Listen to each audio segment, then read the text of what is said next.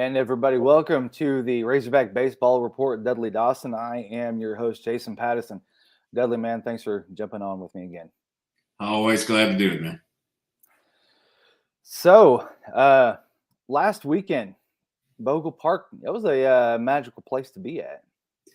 Yeah, that was fun. I think nearly 10,000 people in those three games showed up, and certainly they fought through some adversity after that first game. Were able to win the last two, and I think the fact that Timber Riley got the pinch hit and got a base hit just kind of capped everything off.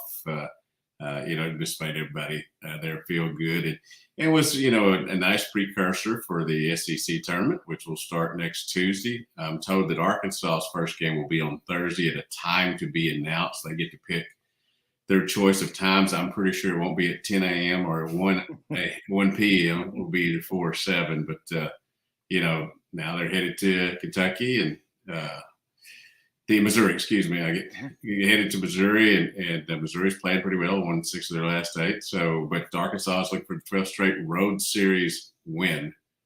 Whereas my Cardinals, and I've got Vegas Golden Knights, Celtics, and the Cardinals flip-flops on. So I'm trying to represent all three teams playing today. So I want to tell you, the Cardinals need something flip-flopped because they're in the cellar of the NL right now. Well, I'd like to sum it up by saying right now they suck.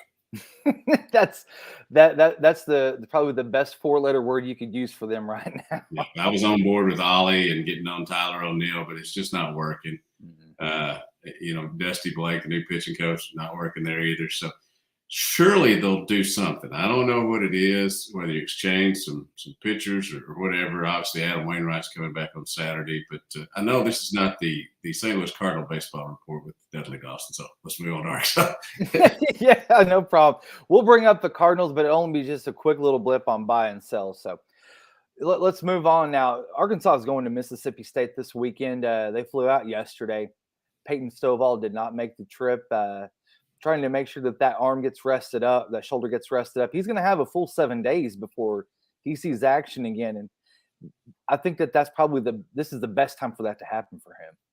Yeah, and if you look back on it, since he didn't play the other night, when they were in North Little Rock, then it's going to be almost 2 weeks from his last game to when he'll take the field, you would guess, against South Carolina here at home.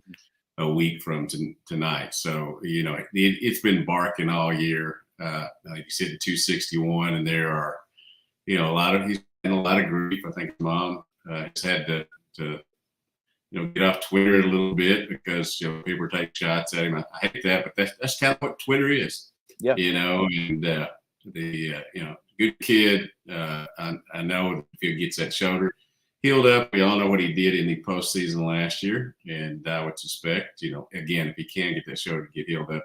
I mean, this is going to be a really good baseball team. I think around May 25th, something like that, and they get Wagner back. 1, 2, 3 hitters are out right now. You are getting a little pitching back. I'm excited, just as a baseball observer to watch Hagen Smith get the ball. He's your number one guy. Get the ball and start being the number one guy on Friday night or whatever night the series starts. I think Brady Tigert is going to come back and do well. You're probably going to piggyback him with Will McIntyre the rest of the year. That certainly worked well. Tigert should be up 35, 40 pitches this weekend, according to the Dave Van Horn. If you can get him going, continue to raise his number. Let Hunter Holland, yet another injured person with shin splints and all that, if he can be your third guy, then you're looking at a pretty good rotation there. Now, it's going to hurt you that Dylan Carter was another UCL injury, but you've got some guys starting at the back end with Gage Wood, who, I just be honest about it, I grew up in Newport. He grew up in Batesville. It's tough, but I like the kid. That was always our big rival. But there are ways to slot there. Now, Parker Cole, came in last weekend, except for one pitch. I think had a really good outing. Went down there to North Little Rock through 2 innings. And you've got some other folks that, whether it's Ben Bybee, Christian Fouch, who certainly we have seen, do some good things this year and then, implode at times too. I think we need to get some confidence. Maybe they'll do it at Maybe they'll do it this weekend at Mississippi State. I don't know that I'd bet on it, but then again, I'm not Brad Bohannon. Oh my man, I'm bringing that guy up here in just a bit too. I mean, I guess if you want to say it now, there's full Pete Rose, and now there's full Bohannon now. Yeah, well, I've talked a little bit about this with some friends and Bill Will yesterday on the show. I have people come up to me all the time saying, "Hey, I'm thinking about betting this. And what do you think about this?" And I said, "No, I'm not going to tell you anything. That's not how this works. I'm getting nowhere near betting. I mean, I'll bet 12 Bud Lights with a couple of dudes who didn't think Nick Smith Jr. was going to come back. I'll do that. But you cannot, when you're in a position in journalism and that, ethically share information. And you certainly can't do it if you're a college baseball coach. I assume there's going to be a lot more come out about that. But, they've got video of whoever placed the bets in Cincinnati in contact with him. They see his name on the phone and stuff. So it's going to be hard. And that investigation may have gone on for a few days, but man, they ended it. You're done. You're here. Jason Jackson, their assistant coach, and I watched their game last night. Had it on one of the 3 TVs here in the living room, keeping an eye on it, and they sure played relaxed. I know that the Arkansas fans got on him when he did the mock hog call, and it came out that he apologized to Coach Van Horn for that. He was great to me when he was here, and I think I'll say this. I was about to say I think he's a great dude. What I will say is that he's always been professional with me in these situations. Whether I've been covering games at Alabama since he's been there in 2017 or up here, he had a moment. He had a moment with the hog call and stuff. His team's frustrated, but there's some things you just can't do in sports, and you can't do it at Alabama. Apparently, you can bring a gun someplace. You can have some fun, but you better not be betting on ball games down there. That's it. That's what will get you fired down there. I mean we're one of the group chats that I'm in. We talked about it and wondered if there's maybe some dirt if he goes scorched earth. If he's got dirt on other coaches, does he put that out there in the stratosphere, or does he just walk off quietly? I don't see him being able to coach at any level in the future. I mean, he may be out of baseball for good with this after everything comes out. Just have to kind of see where that goes. Yeah, I think it's 50 games or so, over 500 in his tenure there. It appears he's just literally shot himself in the foot. No pun intended there. I know we're talking about Alabama, but I just think that as we continue to hear more about it, we're going to find out that this was something that wasn't the first time. And I hate it for those kids at the University of Alabama, because you look up to your coach, and I sure as heck hope that he didn't bet any time against them or bet in any games against them. Although, all the talk in the reporting is that he scratched Holman, their starting pitcher, who pitched great last night, by the way, and then made the call or had the communication with whoever the dude was in Cincinnati. And that's just strange, man. Tuscaloosa, Cincinnati, Baton Rouge, just strange. I tell you what, they shut down gambling things over this. So it's not, it wasn't a dude paying penny slot or something. It was a big freaking deal. And that, when you shut down an entire betting line for a weekend between such an important series between LSU and Alabama, that tells you that not only are the wise guys on to you, the wise guys are on the whole betting side, and now they're going to start turning information over because they don't want to have their hands dirty with this. They're going to help in any way. I learned that on Law and Order. First one to squeal gets the deal. Exactly. And I also read there had only been $33 bet on that baseball game nationwide until those 2 big bets came in. Man, I'm telling you, the I'm one not a member, time. not a member of the mafia. I don't gamble, but again, I do watch a lot of TV. And I know there's some things you can't do. Yeah, and that's that. I was speechless when I first saw the information that somebody would actually try to do that. Not only try to do that, but in the way that it was done and how everything came about.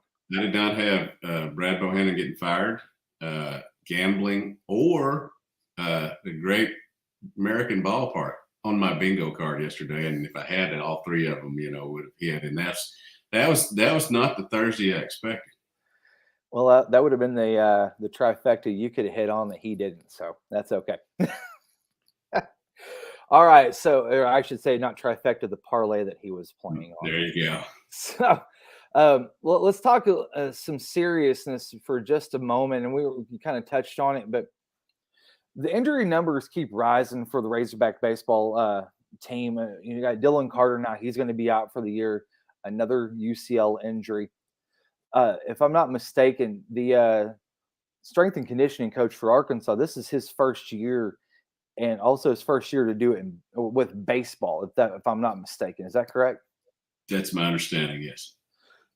So when Dave Van Horn goes and looks at the totality of the season, does he move forward with this strength and conditioning coach, or does he look back and say, you know what, we need to go find somebody that's more acquainted with baseball? Well, I think you investigate or maybe investigation not the right word. Maybe you get a read on all situations. When we talked to him yesterday during the press conference, he, was pretty clear about how this is just a thing that happens. Sometimes it doesn't happen years. If anybody's UCL should have got messed up, shouldn't it have been Kevin Cobb's? Mm-hmm. Exactly, with the torsion that he had on that ball. Yeah. Oh, yeah. Yeah. Now, he did mention that Dylan Carter, had pitched during summer ball, then fall, and then, had certainly pitched a lot of innings for them this spring. But he continues to think, at least to this point, that this just one of these happenstance things. And it's bad that it's happened here. There are several teams, including Auburn's Butch Thompson, who's, I think there was a stat the other day, the three starting pitchers he expected to go into this season with and pitch on the weekends during SEC games had thrown a combined 5 innings. Everybody said to deal with it. I am not a doctor, not a scientist or anything like that, but I do think that one of the things that is that, in Newport, I played every sport available that I could. And, so the muscles that I did have, and there wasn't a lot of them, but the muscles I did have from working on the farm, you didn't put too much stress on any one movement. I mean, throwing a baseball at 80 to 100 miles an hour and the way you do it is not a natural thing that I think, everybody's doing. And when you start playing travel ball at 8, and then go year round with it, only stick to one sport where you're going to wear somebody out.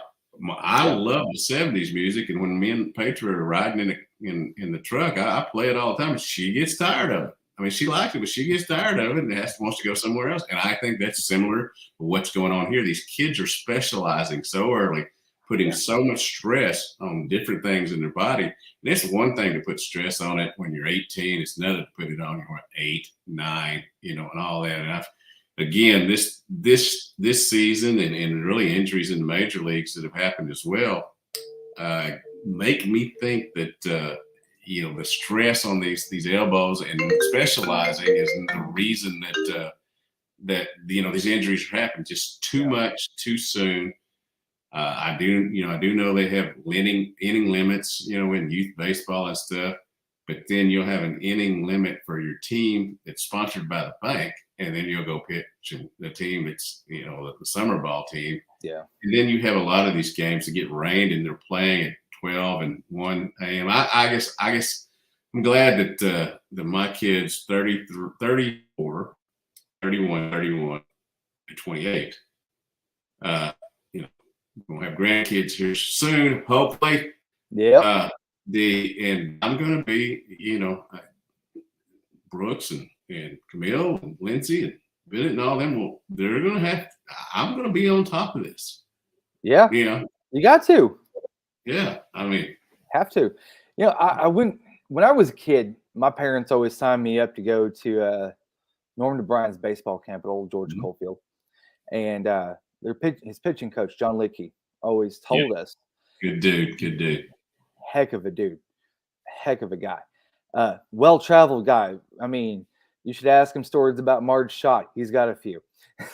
But when he was with the Reds. But, you know. And I imagine her name's popped up the last couple of days along with Pete Rose's with all this, the tie to Cincinnati. So I know it's been a little bit of a tidal wave there. But when Coach Lickey told us when we were doing positional drills, he said if you had, and then we're talking like kids from like 7 and 8, like the number that you were talking about, all the way up to 18.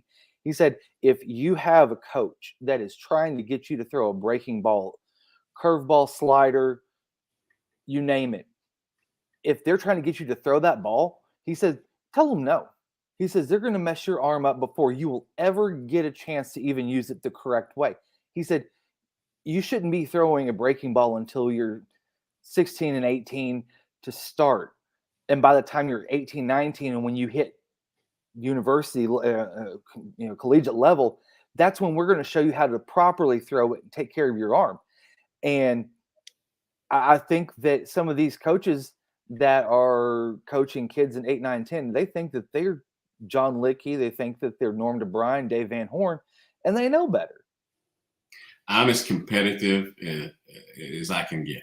I mean, I don't believe you should do anything unless you keep score. There's winners, there's losers.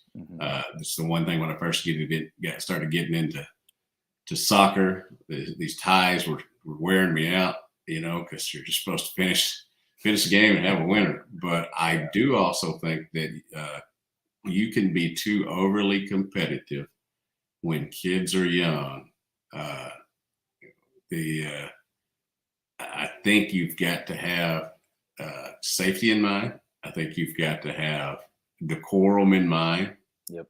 And I say this as somebody who, when his son got walked in a Little League baseball game at 12 with the base open and 2 outs, I flipped out. We had the tying run at third, the winning run at second, and Brooks was going to win the ball game. It's going to be a great memory. And a dude who I consider a friend walked Brooks, and I lost it. And then I think that was the last time I really lost it at a baseball game because I realized I was the guy. Then I was acting like the guys that I see from the stands, when covering of the press box. And so, Yeah.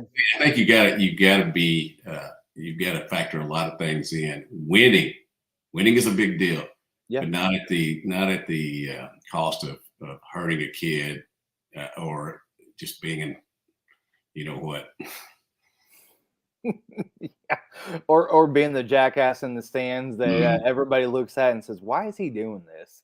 What is he getting out of this? But all right, let's move on real quick. So like you said before, softball hits the road this weekend for the regular season finale against Missouri. Missouri is in last place in the SEC, but they have won. You said, was it 6 straight now? 6 out of 8, yes. 6 out of 8. And they actually reached the SEC championship final last year, which Arkansas beat them with behind a gem of a game behind Shanice Dels and the 2-hit shutout that she tossed. Arkansas, if they hold court and they get that sweep this weekend, which I know Courtney Diefel always just looks for a series win, but whenever you have a team like Missouri, you got to make sure you put your foot on the neck and make sure that when you're going into the SEC champion tournament, you guys are really clicking on all cylinders. Yeah, and this would be a great weekend to keep it going, especially with the tournament starting next week. I believe I'm right. If they do sweep this, they wrap up the 3rd seed. Mm-hmm. I guess there is a way that they could catch Georgia, but everything would have to go right, So I do think they're one of the 2 or 3. Obviously they've beat everybody they've played in at least one game. So in the SEC, that is, UCA fans are out there going, they didn't beat us. And hey, Oh, a lot yeah. of credit to UCA, number 22 Yeah. in the country now. And Salty bunch out there. Coach Salty Pearson bunch. has done a great job with them, and those losses don't look as bad as I think some fans thought. Yeah. To me, I think fans want no midweek games, or if there are any midweek games, you cannot look bad or lose. Yeah. Again, Yeah. I got told they should never play in Little Rock. They never win. They're 10-2 down there in North Little Rock. So perception and reality are two different things. Sometimes I think sometimes baseball fans think that it's the basketball team that yes, the basketball team has suffered more losses down there, but the basketball team's also been fairly successful. Yep, definitely. Last time I checked, I think that Tony Baldwin's going to be sending Coach Courtney Deifel a Christmas card for the next few years after that sweep from Tennessee. Kept them right in there. Tennessee, a great team, especially offensively, and being able to keep them down the way they did. And we mentioned Shanice a lot, and we should because she's All-American. But Hannah Kamzin came in and did a great job, and her sister back there catching her. You had defense stepping up. Christina Foreman had some big hits, some big defensive plays. Yep. The Reagans were at it again. And again, I think the crowd, was a big factor as well, because that was a really good atmosphere all 3 days. Yeah, I was talking with Easton. I was talking with Ethan Westerman about this a little bit. He said that the attendance record was from the 2017 or 18 Ole Miss game, the final game of the season, where they counted tickets differently. If you actually got a true head count of those fans there present for that game, he seems to think that we probably broke the attendance record probably 3 or 4 times by now. But the number that's out there, I don't think can be touched. I'm a big fan of putting in your stories an announced crowd. I've been to games where they've announced how many tickets are sold. There were 10,000 people there, like 2,000. And I get that they do it differently than they used to. I mean, Barnhill, you could literally count everybody, and get a count. But I can tell when there's a good crowd and when there's not. But I know they announce tickets sold because that's what everybody does these days. They want you to do, and it's really. I think it's a waste of oxygen for everybody to go, well, somebody's not sitting in their seats. Well, they're not using your money. So exactly. Right. Exactly. If Arkansas makes it to this championship game on Saturday, you're going to be seeing people that are going to be sitting across the street, up the hill, around the trees.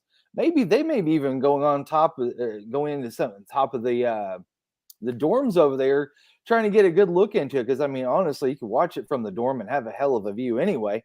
But with the crowd that in the following that Courtney has maturated over the 8 years that she's in the 8th year that she's been here, it's really spoken to the time and effort that she's put into growing this program. And you can clearly, I think, look at the different programs. At worst, it's third, and it may be second in terms of continued excellence over the 8 years. Basketball's had its run lately, but we know there were some lean years there. And since Courtney has gotten here, they've done it. Coach Deichel, excuse me. That's one of my things. I like to call coaches by coach because I think they all deserve respect.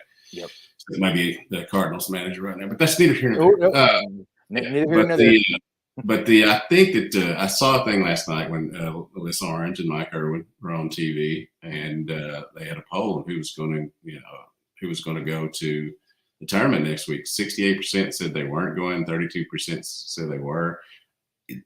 I don't know, but I encourage y'all to go see them.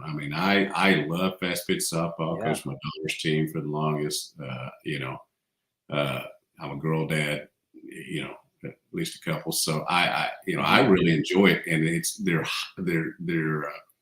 really good. They're one of the best teams in the country. If you don't take advantage of coming out to see an SEC tournament that's played on this campus, then you're doing yourself, number one, a disservice, and you're also doing the University of Arkansas a disservice because getting tournaments back. I mean, they're always going to be track here because this is track capital, nationally. But people need to come out and support. At least if you haven't been, at least give it a shot. It's the cheapest ticket on campus, I think, and you get a lot of quality. Yeah, I wanted to put this comment from Stephen1383, and I feel like it's applicable, bringing up the Arkansas UCA game, midweek games, Arkansas Lipscomb games. I feel like it's interchangeable for both softball and baseball. Many people don't get that midweek games aren't necessarily for winning. We need those games for young pitchers. They let us rest if we need to, and lots of other things. To me, it's like high school football, high school basketball. The players that you are going to depend on later, you get them game experience in the midweek games. It's now, if you've got a lot of injuries like they've had this year, it's tough. If you lose a couple, Arkansas baseball team went 9-3 in midweek games this week. And again, everybody thinks they went 3-9, or it seems like that.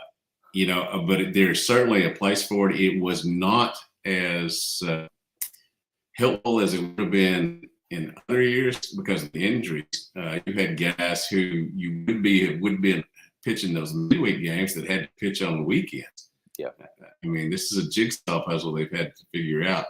But there's a reason they have them. There's a reason that high school football and basketball games have JV games on Mondays and Thursdays and all that. You can't get experience, and you can't get the type of experience you need in practice. And if you've got 9 to 10 guys that you're going to play all the time, that are your best players, you got to get the others some work. I mean, I think you got to have live reps. Jason Jones, Peyton Holt, some of those guys are going to end up being great players. I hope they stay here and all that, since I hadn't got a lot of time. Hope they be at second to Harold Cole filling in for Stoneball this weekend. But there's a reason, and just because they lost or just because they didn't play well, it's not a reason to go apoplectic. I know.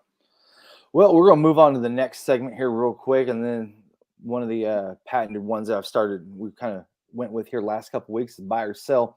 We're going to flip the script here for just a second. Can the Lakers beat the Warriors in 6 games? Yes, they can. So I will buy that. Now, do I think they will? You catch me today after I watched them get beat last night, and the way they got beat and the adjustments that Steve Kerr and the Warriors made.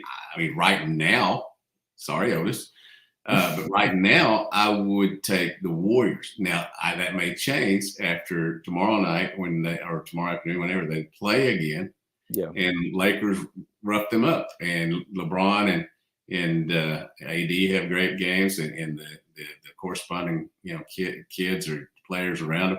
I do think that it's one of the things that has been apparent is that AD doesn't seem to be able to put 2 magnificent games back to back, and I think that's going to have to be the deal to get them over the top. LeBron is again, as I've said, I think the second best player probably of all time. I'm a Jordan guy. I'm going to stick with that.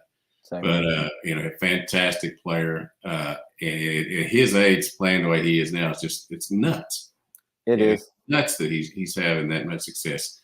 But again, I'm probably a prisoner of watching the game last night and watching those threes rain down.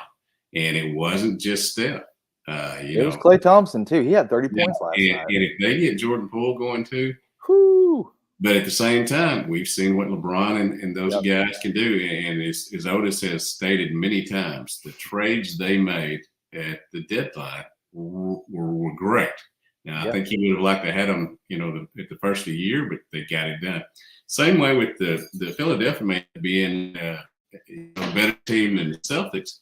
But you will see. But right now, after watching the Celtics put it all together, the previous thing, and I don't know that it's nuts that you bring back MVP, and maybe because you didn't play, with urgency because you won the first game. I just thought there'd be more. It would have been a tighter game at least. Yep. So next one, Celtics. Can they take the series in 6 games? Also. I'm going to say no. I think it's going to take 7. Just to give the 76. Remember, the Celtics may not get through. I hope they do. And it's going to be interesting. I don't know who's going to be there. Is Miami going to be there? Or the Knicks going to be there? The Knicks, I think, probably have a more talented team overall. But Jimmy Butler plays for the Heat, and Kyle Lowry has deserved the fountain of youth again. So we'll see. But can they? Yes. But I of course hope it doesn't. Going back to Stephen 1383 real quick, I hate it because as a personality, I can't stand LeBron James. That said, he is great on the court, and you can't argue that. Yeah, I've been around a long time, and obviously the first time I ever came into contact with LeBron James was when he was in the 8th grade.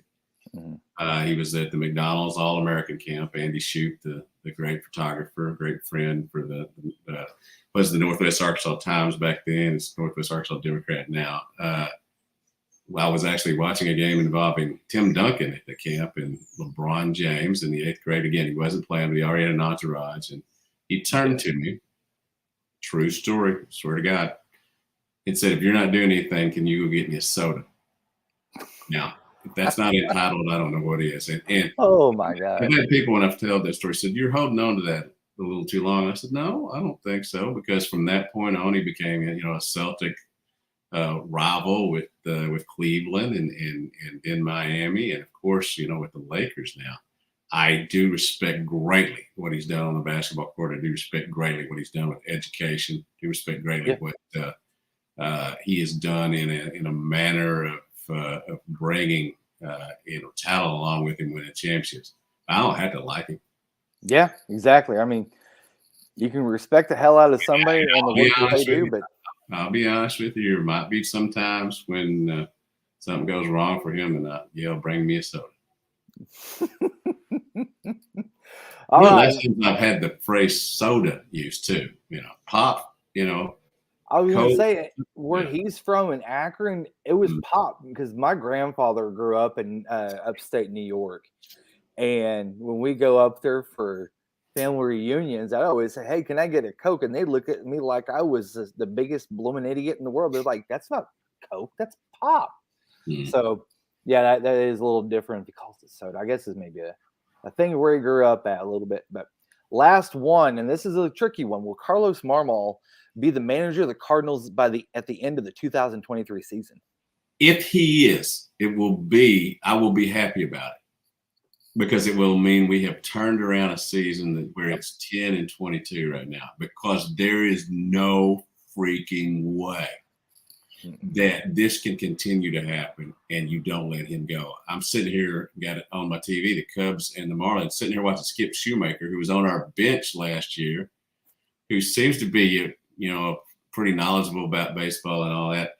The Cardinals have hired 3 straight managers that didn't have any major league managing experience. Now, yes, Joe Madden won a world championship with the Chicago Cubs, but I want somebody like him, somebody that's been in the game, somebody that has won something. And I liked Ollie, especially when he talked about Tyler O'Neill not hustling. I didn't think the metrics show that he wasn't. But sooner or later, you just keep banging your head, and it's not going well. I don't know whether he does. He's lost the locker room. I don't know whether Dusty Blake is not a good pitching guy. I have given my heart and my mind to Jack Flaherty. I thought he was going to be able to come back. This morning, I waived him from all of my fantasy baseball teams after that yesterday. 10 runs in 3 innings. I do like the passion they're showing. Like at least they're showing they're frustrated. Yeah. So, but hey, so am I. I mean, this dictates my day. That I'm telling you, because as a Cardinal fan, you sit there and you've had this expectation, and it may not have been an expectation where, hey, we're going to go out and win the World Series, but you are always in the NL Central every year. Last 10 to 12 years, you come to that standard and expected it. And for you to sit there and now look at a screen the whole time and not watch the player out in the field and really try to promote this, the Billy Beanball and using numbers to back up play and who goes where, you some of the pure baseball guys are probably banging their heads against the wall going, do you not see what you're doing wrong? Yeah. And I give John Mozeliak, the general manager, a lot of credit for bringing in Paul Goatsmith, for figuring out the trade for Nolan Arenado, who's struggling right now. I'm sure he's going to get it going. And Wilson Contreras has come in and after an initial early tough run has turned it around and is, I think, hitting almost 280 now. But there's just been too many baseball decisions. And I'm sure many of these guys have forgotten more baseball than I know, but I do know a lot of baseball. I have watched a lot of baseball. I know when there's a decision made that just outright goes against everything. And it's important to use metrics, but it's also important to have a feel for the game. And there have been some decisions that he's made on metrics that just didn't make baseball sense to me.